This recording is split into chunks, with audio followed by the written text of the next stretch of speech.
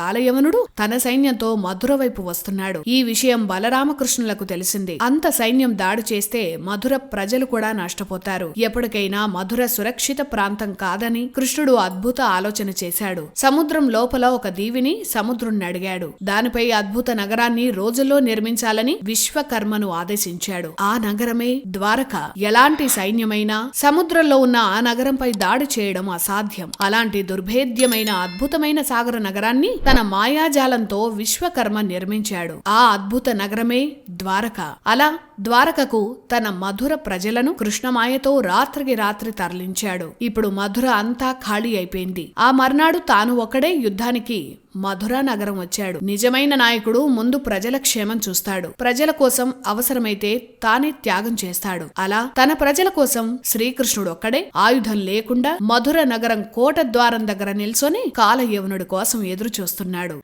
వినీ toys అమెజాన్లో కూడా లభ్యం.